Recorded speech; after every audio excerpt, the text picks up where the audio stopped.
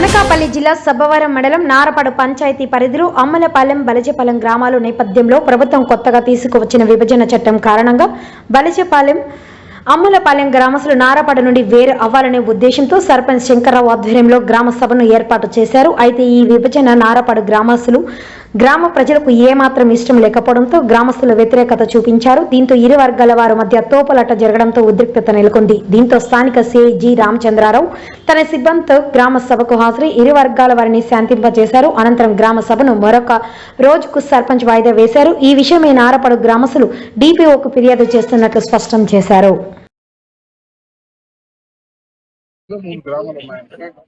నారపాడు, అమలిపాలెం, Balijapalem 1875 waters ఉన్నారు. ఈ మధ్యన రాష్ట్ర తీసిన నిర్ణయాల ప్రకారం ఇక్కడ పంచాయతీ విభజన చేయొచ్చా లేదనేసి సెక్రటరీ గారు గ్రామ సభ కండక్ట్ చేస్తున్నారు. అక్కడంటే ప్రధానంగా జరుగుతుంది. అన్ని వర్గాల వారు అంత ఆడ మగ అంత ప్రజలు వచ్చారు. జరుగుతుందని తెలుసుకుని మేము వచ్చాం. ఇక్కడైతే ప్రశాంతంగా జరుగుతుంది. ఇక్కడ దాన్ని నిర్వహణ బాధ్యత తీసుకున్నారు. దాంట్లో ప్రజలందరూ ఇక్కడ మంచి వాళ్ళండి. చాలా శాంతిపదంగా పర్యవేక్షణలో హ్యాపీగా జరుగుతున్నారు. దానికి నేను సంతోషిస్తున్నాను.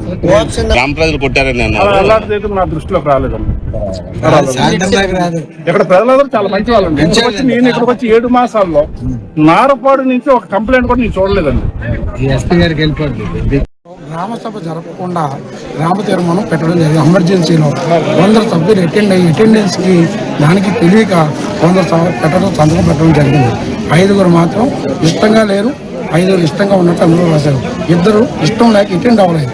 ఆ రోజు వీలు లేక అప్పటికప్పుడు వాళ్ళు ఉదయాన్నే బుక్ పంపిస్తే వీళ్ళు ఎకనాలజిమెంట్ కూడా ఇవ్వలేదు. దానిలో మేము అటెండ్ అవుతామని చెప్పడానికి 124 hours పెట్టారు. సో వాళ్ళకి ఎకనాలజిమెంట్ కూడా ఇవ్వలేదు. 10 మంది సభ్యుల్లో 80 మంది కూడా ఎకనాలజిమెంట్ ఇవ్వలేదు. కొందరు రాగలిగారు, కొందరు రాలేకపోయారు. దీని గురించి పూర్తి అవగాహన ఎవరూ కల్పించలేదు. ఆఫీసర్ కానీ ఎవరు. దానివల్ల కొందరు పూర్తి తెలియక సంతకాలు పెట్టారు. కానీ ఈ రోజు మా దగ్గర 5 వార్డు మెంబర్లు ఉన్నారు.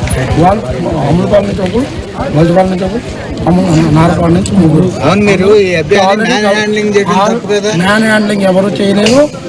వాళ్ళు ఒక్కొక్కరు ఎక్స్ప్రెషన్ ఒక్కోలా ఉంటుంది కాబట్టి వాళ్ళు గట్టిగా అరవడం జరిగింది. వాళ్ళు ఇల్లిటరేట్స్, వాళ్ళకి ఏ రకమైన అవగాహన కల్పించలేదు.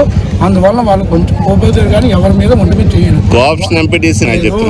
ఎవరి మీద పట్టలేదు. వాళ్ళు దౌర్జన్యంగా మాట్లాడినప్పుడు వే ఆఫ్ ఎక్స్ప్రెషన్ మనిషికి తేడా ఉంటుంది. దాన్ని తప్పుగా మీరు పట్టించుకోవద్దు.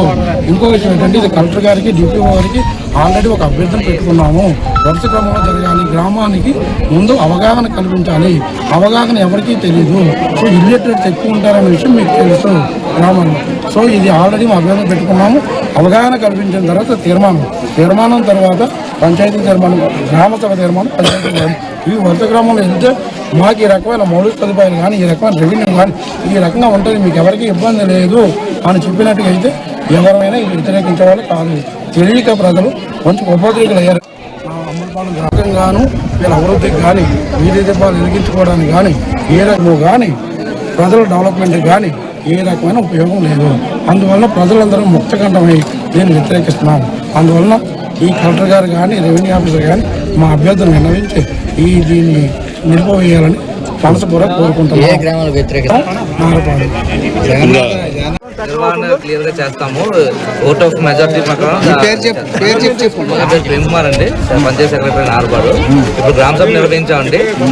గ్రామ సభలో ఓట్ ఆఫ్ మెజారిటీ ప్రకారం జనాలు ఎక్కువ మంది ఎటువైపు ఉంటారు, దాని ప్రకారం తీర్మానం చేసి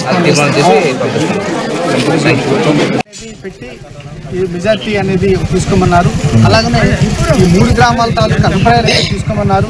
ఆల్రెడీ ఇప్పటికీ నాకు ఆ 2 గ్రామస్తులు కూడా సుమారు 400 మంది మేము కావాలి, మా గ్రామం మాకు కావాలి, మీరు చేస్తారా చెయ్యరనేసి నా మీద ఒత్తిడి కూడా తీసుకొచ్చారు. దాని పిమ్మటే ఈరోజు నేను వెంటనే మొత్తం జనాభా ఉంటారు. వాటర్స్ కాదండి, జనాభా పాపులేషన్. అలాగే వాటర్లు కూడా సుమారు 19 మంది దగ్గర ఉన్నారండి. యాక్చువల్గా నారపాడు వాళ్ళకి ఇడిపోవడానికి వాళ్ళు సానుకూలం చూపించట్లేదు. ఎందుకోసం అంటే వీళ్ళు ఎందుకు చూపించట్లేదు తెలియట్లేదు. ఆ 2 గ్రామస్తులు కూడా ఈ గ్రామస్తులు చెప్పినటువంటి ఇబ్బందుల వలన వాళ్ళు వెళ్ళిపోదాం అంటే వీళ్ళకి వచ్చిన నష్టం అర్థం కావట్లేదు. వాళ్ళు ఒప్పుకోకూడదు, కానీ వాళ్ళే మా గ్రామం వదిలేసి మేము వెళ్ళిపోతాము, నీకు సపోర్ట్గా